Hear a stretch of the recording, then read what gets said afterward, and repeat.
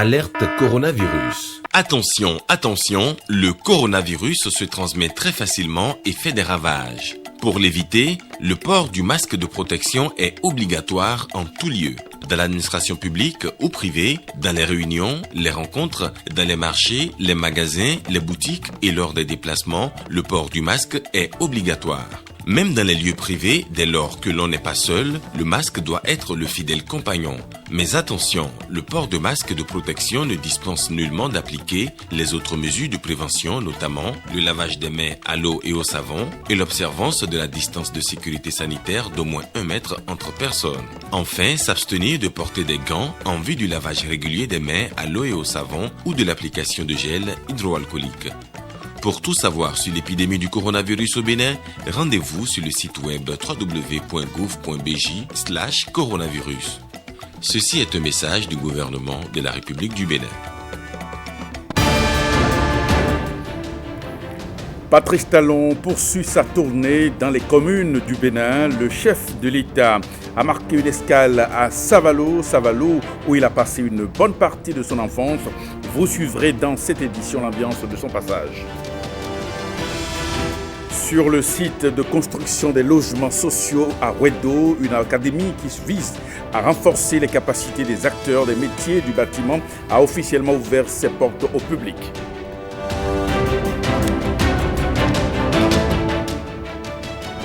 Et puis, rapatriement d'œuvres d'art au Bénin, bientôt une réalité. Les ministères du Tourisme et des Affaires étrangères ont tenu à Cotonou une session de mise à niveau du comité ad hoc.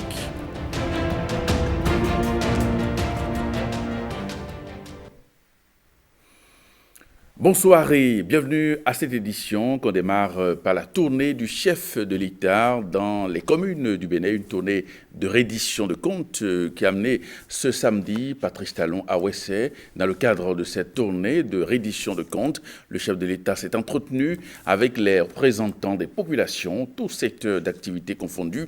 Les doutes de Ouessé se sont désormais dissipés et le navire du développement va bientôt accoster à Ouessé. Jérôme Moubo, Jean Obimin, Bio Mohamed.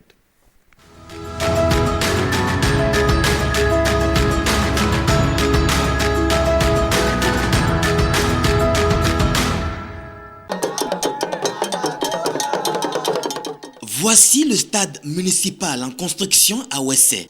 Il prévoit entre autres une aire de football, 2 tribunes de 1500 places, une piste d'athlétisme. Un véritable souffle en perspective pour les activités sportives ici à Ouessé. Une œuvre de gouvernement dont le chef d'orchestre, le président Patrice Talon, est accueilli chez lui.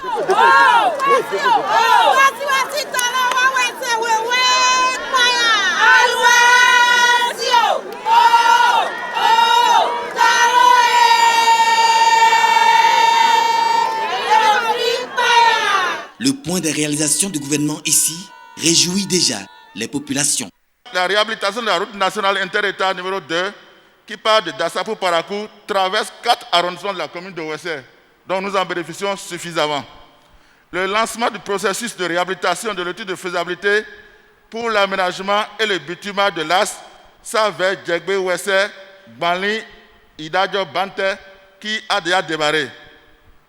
Le lancement du projet forêt classée, qui a permis de reboiser plus de 300 hectares dans la commune de Ouessé cette année, et la dotation en matériel roulant de la cellule technique d'aménagement de cette forêt. L'intervention aussi de plusieurs autres projets et programmes tels que le PADAC, le PADA Énergie, Pavia BC, PNDPE, PADAM, Procad, ACMA 2, Payecom et j'en passe. Tous ces projets contribuent à l'amélioration des conditions de vie des populations. Dans tous les domaines, le Bénin est en chantier. Les routes, l'électricité, l'eau, l'administration, le système partisan, les infrastructures socio-communautaires, les stades et autres. Les fruits tiennent la promesse des fleurs, grâce surtout, dira Patrice Talon, à tous les responsables qui désormais respectent mieux les biens publics. Je saisis l'occasion pour féliciter les Béninois, pour vous féliciter pour vos efforts, pour féliciter les ministres, les DG, les députés, les policiers, les gendarmes, les douaniers. Parce que, bon gré, mal gré, ils ne prennent plus l'argent comme ils le prenaient. Et cet argent, nous parvenons à travailler avec. C'est le Bénin entier qu'il faut féliciter. C'est le Bénin entier qui fait l'effort. Cet effort qui fait que notre pays est déjà un autre pays. Notre pays est en construction. Notre pays a changé. Les Béninois ont changé en si peu de temps, en moins de 5 ans. C'est extraordinaire. Félicitations. Avec 3200 km², Ouessé, le pays des 7 rivières, est la plus vaste commune du département des Collines. Ses besoins sont immenses, impraticabilité et dégradation avancée des voies d'accès pour l'écoulement des produits agricoles, manque de marché, de centres de formation professionnelle et technique, d'usines de transformation des produits agricoles, faible accès à l'eau potable et à l'énergie. Avec les indicateurs du Bénin au vert depuis quelques années, les doutes de la commune de Ouessé sont désormais dissipés puisque Patrice Talon rassure qu'il ne s'agit que d'une question de temps. Il faut être rassuré désormais que la route qui progresse ira partout. Ouessé, c'est dans quelques mois que la concrétisation sera visible. Demain, à Basila, on verra un stade. Après-demain, ou ce soir, à Porto Novo, on verra un nouveau marché. À Diakotomé ou à Abomey, c'est déjà l'eau qui est presque partout. Cette eau qui n'est pas encore ici, dans 6 mois, 1 an, dans la programmation, ce sera notre tour. C'est pour dire que ce qui se passe permet désormais à chacun d'espérer, mais d'être sûr que les Béninois auront satisfaction de leurs attentes, de leurs besoins, les uns après les autres. De mémoire d'homme, on n'a jamais eu des échanges aussi francs, aussi directs avec un chef de l'État qui, 4 heures durant, malgré l'agenda très chargé, est resté dans la chaleur avec nous, dans nos conditions locales, pour nous dire des choses de vérité, avec qui on a fait le bilan du mandat. Ça, je pense que c'est inédit.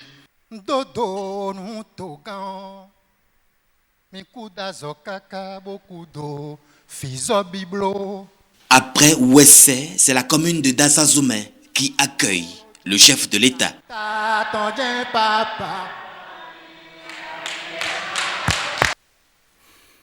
Hier, le chef de l'État était à Savalou, ville avec laquelle il a une attache particulière. Dans cette ville où il a passé une bonne partie de son enfance, Patrice Talon a encore une fois, essentiellement avec son auditoire, parlé des acquis de ces 5 années de gouvernance. James Liang Bagidi pour le reportage.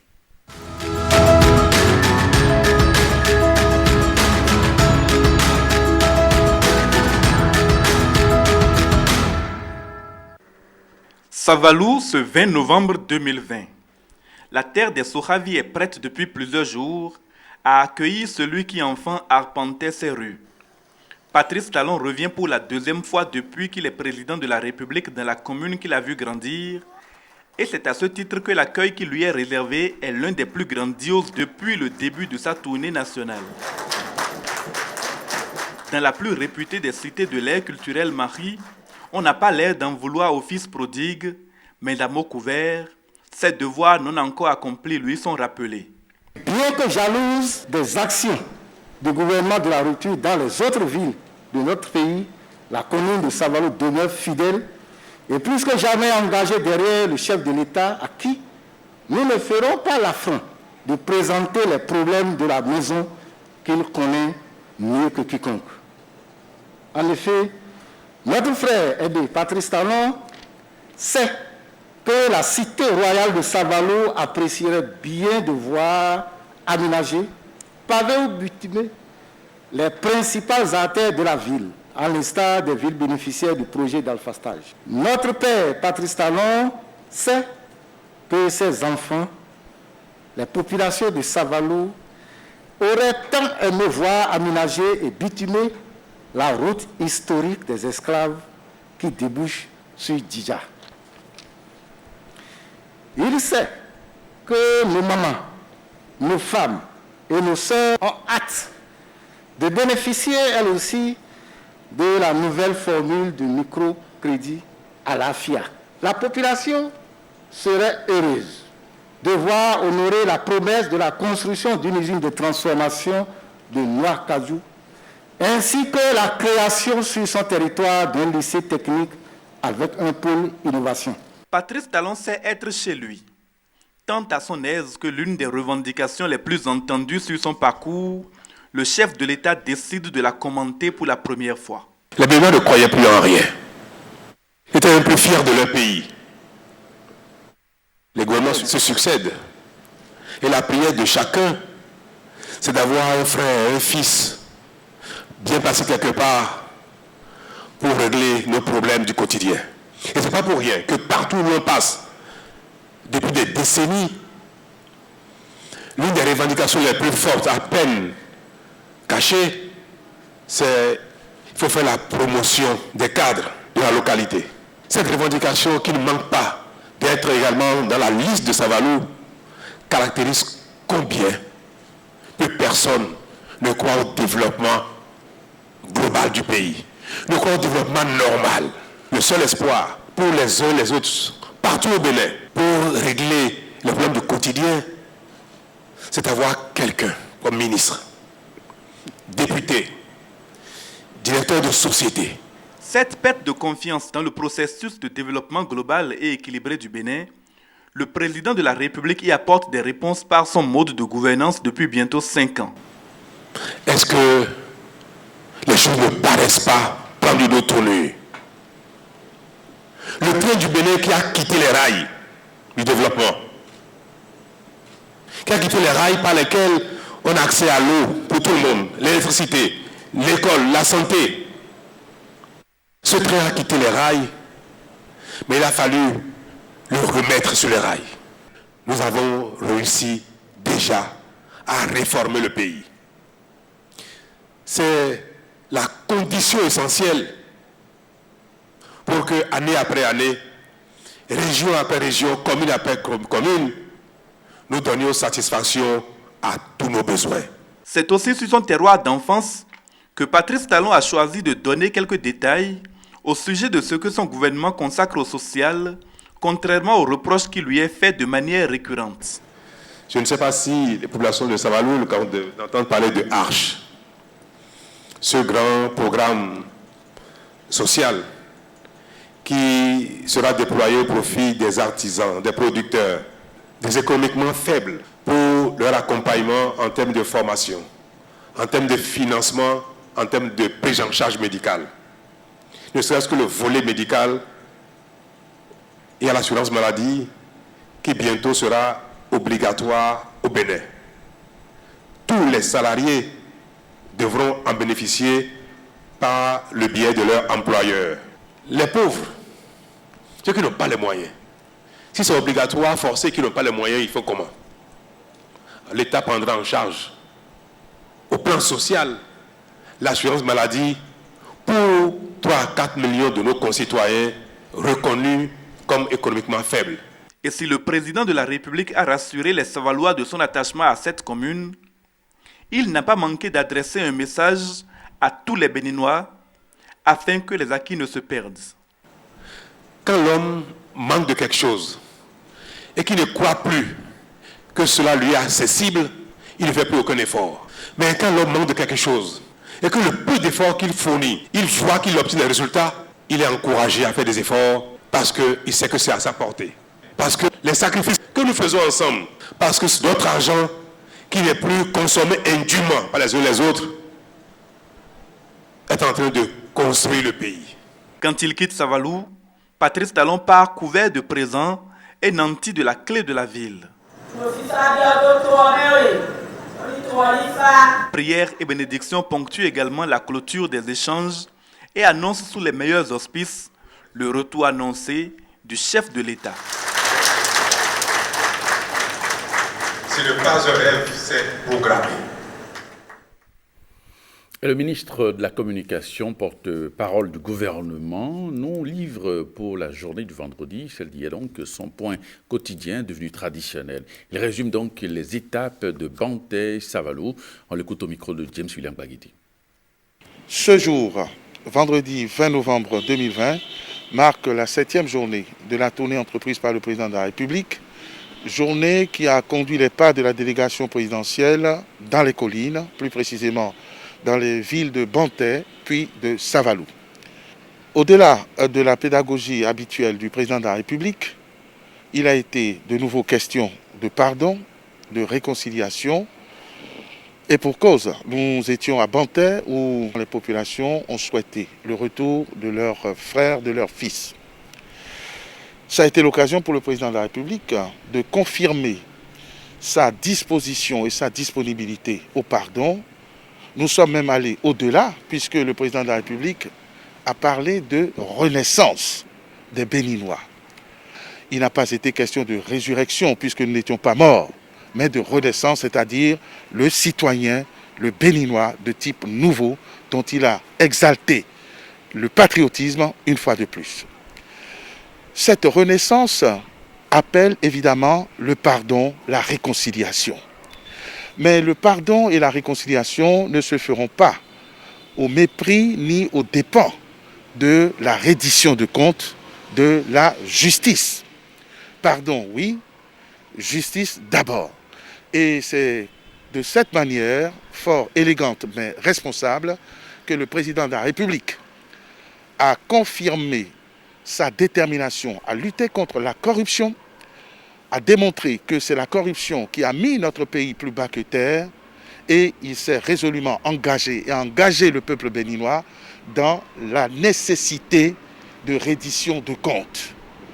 Une fois les responsabilités situées, une fois que le pécheur aura confessé son péché, pour ne pas dire son crime, alors peut-être que le pardon sera concrétisé par les pouvoirs conférés au président de la République par notre Constitution, c'est-à-dire la grâce. À l'étape de Savalou, le président de la République, qui parle dans chaque localité, mais qui parle à tous les Béninois, a consacré plus de temps à l'approfondissement des programmes, des projets de développement sectoriel. L'étape de Savalou a permis de revenir sur tout ce qui a été mis en œuvre pour ramener l'eau potable aux populations. Savalou est un exemple de sinistre qui est en train de s'améliorer. Cette étape a permis de consolider le programme phare dont le président a dévoilé les embryons à Bassila, c'est-à-dire faire en sorte que la filière cajou, que le Bénin devienne premier dans la filière cajou, comme le Bénin est passé premier dans la filière coton, et Savalou est l'une des capitales, pour ne pas dire la capitale du cajou, après Bassila et toutes les collines d'ailleurs pour cette culture. Il est ouvert sur le site de construction des logements sociaux de Wedo, une académie qui vise à renforcer les capacités des acteurs des métiers du bâtiment. Alors, elle a ouvert ses portes hier, non seulement aux ouvriers qui interviennent sur le chantier, mais aussi aux différents acteurs des métiers du bâtiment. La cérémonie d'ouverture de cette académie, couplée avec celle de la maison d'information sur le programme de construction des 20 000 logements sociaux au Bénin, vient donner une nouvelle dimension à ce projet phare du programme d'action du gouvernement. William Aguiar, Calvador Armano. Des techniciens et autres ouvriers en situation d'apprentissage. Ils reçoivent ici de la formation complémentaire sur les techniques de leur métier, mais aussi sur les règles de sécurité et de leadership. Nous sommes à la PN Academy, installée au cœur de la cité de Wedo, le site qui abrite le plus grand nombre de logements socio-économiques, un projet phare du gouvernement béninois. Et dans la même enceinte, un centre d'information sur le projet des 20 000 logements socio-économiques, le mode de construction, la typologie des logements, bref, toute l'information sur ce projet. Une double initiative du PNHC, l'entreprise attributaire des 3 premiers lots de plus de 3 000 logements, ici, dans la cité de Wedo. La maison de l'information est l'endroit par excellence où le projet est présenté à ses visiteurs avec une attention particulière particulière sur la présentation de la méthodologie constructive. Elle est la fenêtre virtuelle de la future cité de Ouedo. Le second défi PNAG pour les chantiers de Ouedo est le recrutement de plus de 1200 travailleurs qui doivent être formés à l'usage aux méthodes de l'outil de production mis en place. C'est ça qui a motivé PNAG à prendre la décision d'investir dans son propre académie de formation, la PEN Academy, et de l'installer au Bénin sur le site de Ouedo. Des initiatives non contractuelles qui prennent corps ici avec une entreprise soucieuse de la qualité de la main-d'œuvre, de la fiabilité des informations sur le projet, un bonus qui servira au-delà de ses objectifs premiers. Vous notez donc que ici, désormais, non seulement on construit, donc on règle le problème d'accès au logement, mais également on règle le problème de l'enseignement technique de la formation professionnelle. Parce que l'entreprise a accepté que ce centre de formation, qui est initialement dédié pour uniquement les ouvriers, soit utilisé également pour tous les autres acteurs sur les métiers de la construction. Donc nous avons la possibilité désormais, avec les associations des artisans, en lien avec la stratégie nationale de l'enseignement technique et de la formation professionnelle, de recevoir ici les apprenants sur différents métiers, que ce soit les maçons, que ce soit les électriciens, les plombiers et autres, ainsi que leurs formateurs qui sont dans les lycées et qui n'ont pas toujours des champs d'application.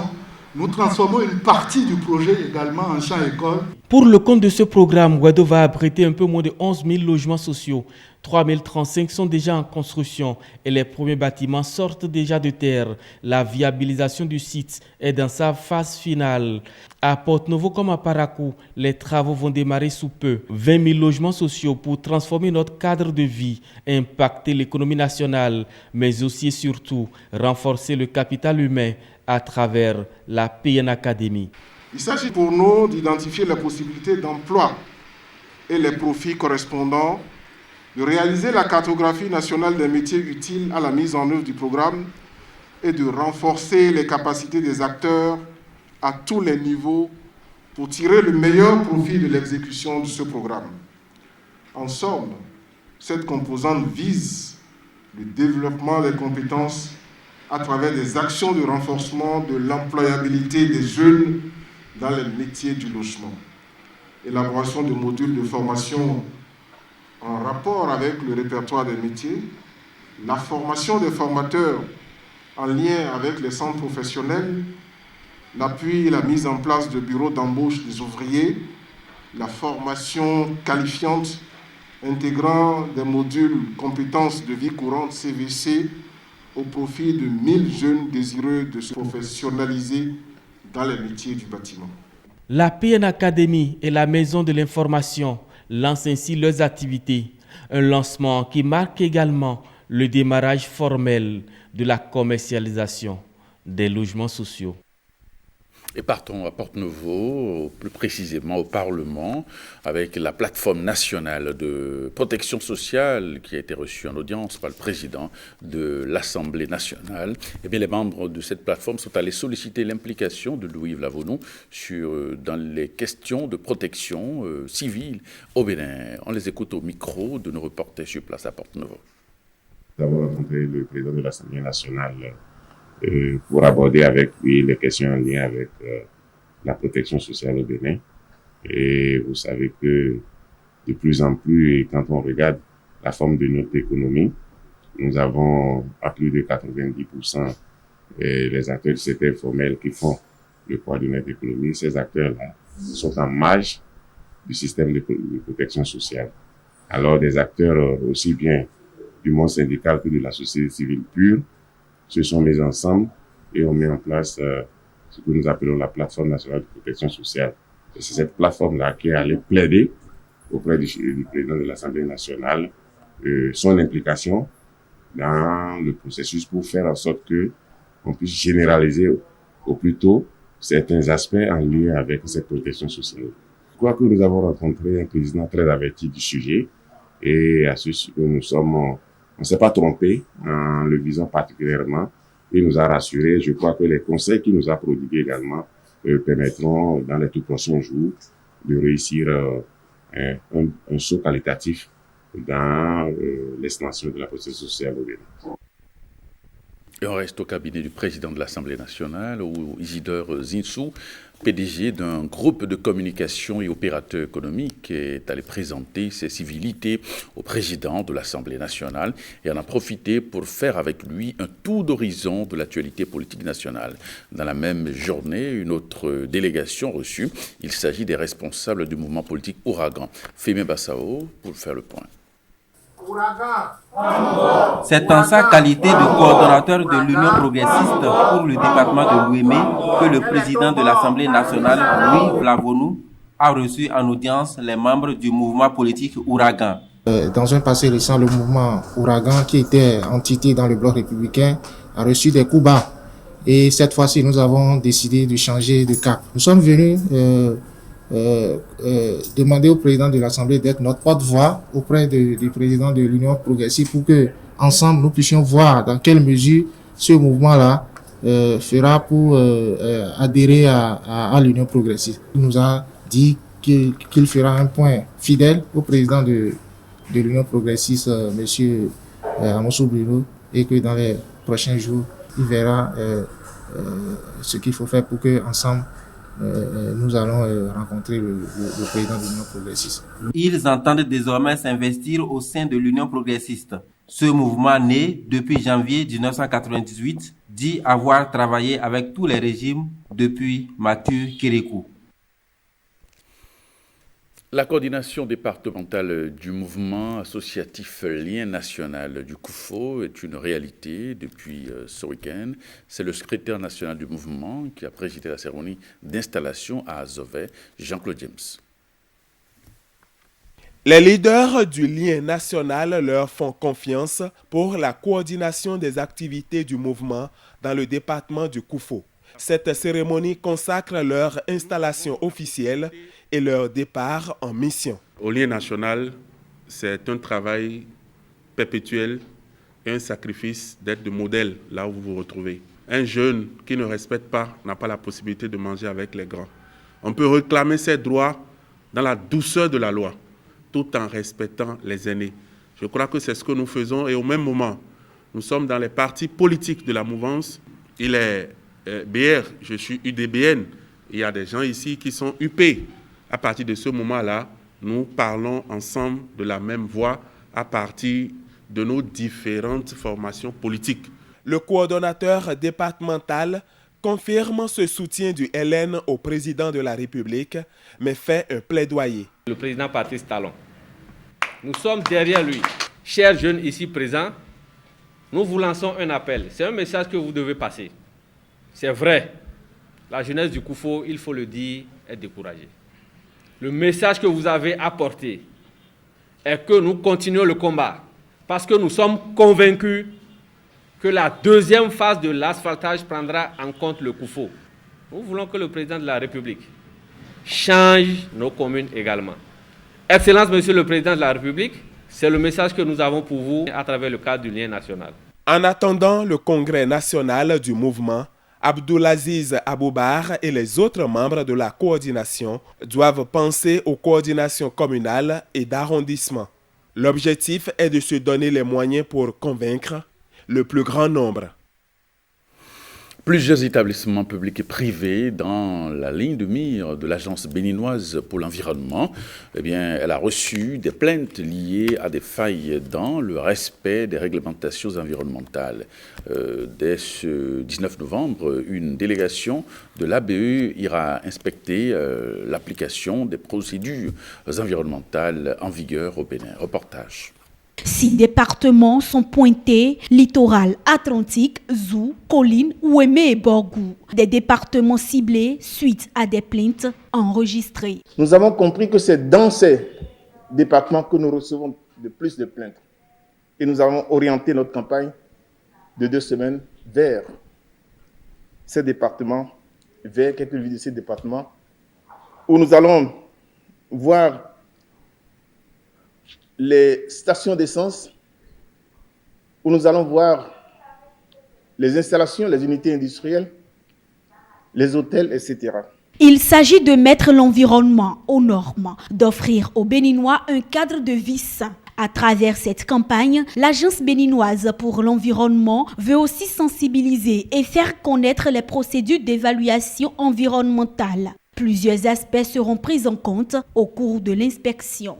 Les activités de l'installation, les systèmes de gestion des déchets, les points de rejet des substances dans l'air, émissions de gaz, etc., les rejets d'eau usée, les dispositifs existants qui sont des dispositifs anti-pollution, les réseaux de traitement, si ça existe, et de distribution de l'eau. Ces unités de production constituent des moteurs de croissance économique. Mais il est aussi évident qu'elles ne respectent pas toujours les normes sécuritaires et environnementales requises, ce qui provoque généralement de nombreuses catastrophes environnementales et sanitaires. Il devient impérieux pour nous, au ministère du Cadre de vie et du Développement durable, de faire le suivi et le contrôle des différentes unités de production pour les amener à se mettre en conformité avec les normes environnementales de notre pays. Le décret 2017-332 du 6 juillet 2017 portant organisation des procédures de l'évaluation environnementale en République du Bénin recommande en conséquence l'inspection environnementale comme instrument permettant de faire le suivi et le contrôle environnemental. Je les exhorte à collaborer avec ces inspecteurs de l'environnement et à mettre à leur disposition les documents requis pour la réussite de cette importante mission. Rassurez que cette campagne nous sensibilisera davantage et élèvera notre conscience éco-citoyenne. La campagne démarre le 19 novembre prochain. Césaire Penon a récemment honoré le Bénin en passant brillamment son examen du CAMES, Conseil africain et malgache pour l'enseignement supérieur. Mais il raconte que cela a dû être un parcours de combattant et veut attribuer le mérite à tout son pays. Marcel Ahossi. Au dernier concours du CAMES, voici l'homme qui a honoré de belle manière le Bénin et sa plus grande université. Césaire Sossou Penon, malgré tout, y est arrivé. À un moment donné, je n'avais plus la force. Je me disais, je rappelais souvent le président Indira Gandhi pour dire que je ne suis pas un homme d'action, mais je suis un homme de prière. Et à un moment donné, j'étais vraiment fatigué de pouvoir prier. Et c'est le peuple qui avait pris la relève. Ceux qui nous ont accompagnés me disaient de part et d'autre que le peuple est en train de prier. Mon recteur m'avait appelé. Je remercie également ma ministre de l'enseignement, celle de l'enseignement supérieur de la recherche scientifique, mon directeur, le gouvernement béninois. Ça n'a pas été facile. L'enseignant-chercheur, le juge à la Cour suprême aussi, est désormais agrégé maître de conférence du CAMES.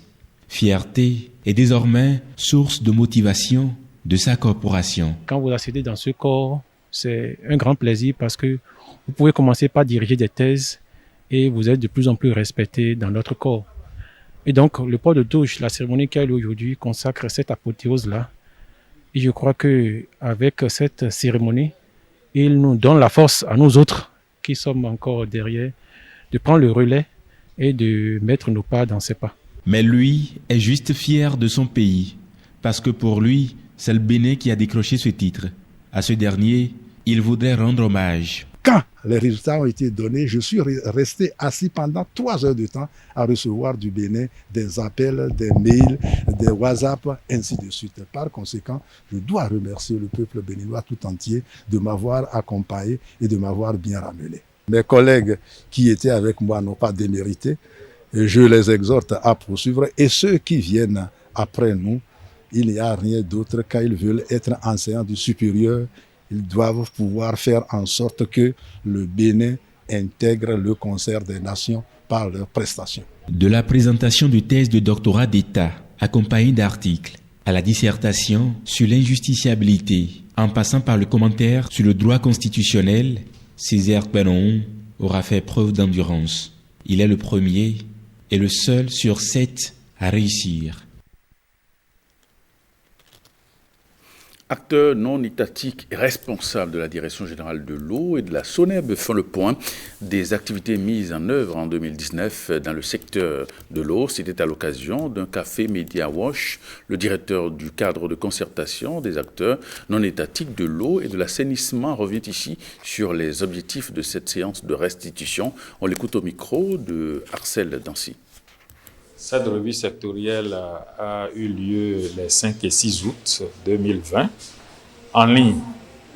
Donc vous imaginez très bien que beaucoup de gens n'ont pas pu prendre part à cette revue sectorielle et qu'il était important que, en tant que cadre de concertation des acteurs non étatiques, nous puissions contribuer à vulgariser les résultats de cette revue, étant entendu que c'est le cadre dans lequel l'ensemble des acteurs fait le point de ce qui a été réalisé et de ce qui a eu comme avancée, mais aussi des points de vigilance au niveau desquels il faudra faire en sorte d'améliorer la gouvernance du secteur.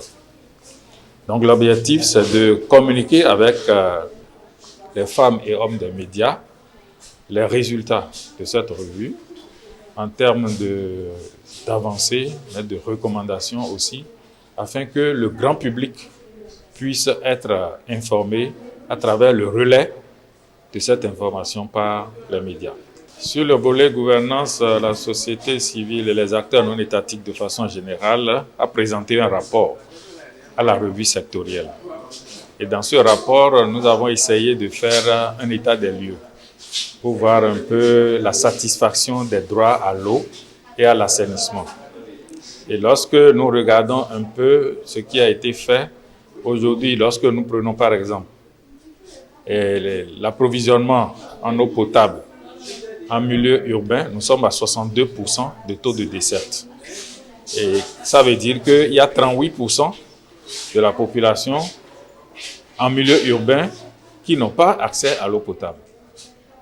Lorsque nous prenons le milieu rural, le taux de desserte est de 56,7%. Et vous voyez qu'une bonne moitié, n'est-ce pas, de la population rurale n'a pas accès, n'est pas encore servie en eau potable. Donc c'est ça qui préoccupe les acteurs non étatiques. Et dans notre rapport, nous avons attiré l'attention sur le fait que les efforts qui sont en train d'être faits doivent être poursuivis de façon à ce qu'on puisse prendre en compte cette frange de la population qui n'est pas encore servie en eau potable. Dans le souci de mener à bien le processus de rapatriement des biens culturels sélectionnés au Bénin depuis la France, eh bien, les ministères du Tourisme et des Affaires étrangères ont tenu à Cotonou une session de mise à niveau du comité ad hoc chargé donc de cette opération au menu, bilan et dynamisation de l'équipe pour encore plus de résultats. Rebecca Kenyaonde. Ils vont bientôt retrouver leur terre natale. Le projet de rapatriement des 26 œuvres d'art du patrimoine royal du Dan romain arrive progressivement à bon port. Le comité ad hoc pour l'exécution effective du programme expose ici le bilan des activités à son actif. Nous avons pu donner à nos ministres de tutelle les éléments qu'il fallait, un certain nombre d'éléments. Et donc, que ce soit avec la commission des affaires sociales et éducatives de l'Assemblée nationale, que ce soit avec le Sénat, nous avons en direct travaillé de telle sorte que nous avons pu les rassurer sur le rôle que nous voulons faire jouer à ces statuettes, à ce trésor, comment nous allons faire pour que ce soit maintenu. Le fait suscite la grande satisfaction des ministres impliqués dans le processus. En ce moment de revue de parcours, il m'est loisible de rappeler qu'en dehors des chantiers touristiques ouverts, les investissements dans les domaines patrimonial et muséal sont en bonne progression. ce qui conforte le lien entre l'agenda de restitution des biens culturels et la mise en tourisme de la destination Bénin. En effet, ces grands chantiers qui portent sur la thématique de la traite négrière sont pour l'essentiel à une phase active. Je voudrais vous féliciter, Monsieur le ministre, pour votre leadership et féliciter particulièrement nos équipes. Il n'a pas été facile de faire travailler tous les cadres. Lorsque j'ai écouté Jacques Aguiar-Daro, que je félicite, au nom de tout le comité préparatoire, dire les deux ministères ont travaillé, mais nous avons travaillé avec la NPT, nous avons travaillé avec le ministère des Finances, nous avons fait appel à tel ministère, à tel autre ministère. Je trouve que vous avez compris exactement la vision du président de la République, qui est que nous devons utiliser et mettre toutes nos ressources ensemble pour réussir. Les œuvres sont conservées depuis plusieurs siècles et sont désormais réclamées par le gouvernement béninois. 26 œuvres d'art chargées d'histoire pour le royaume du Danro.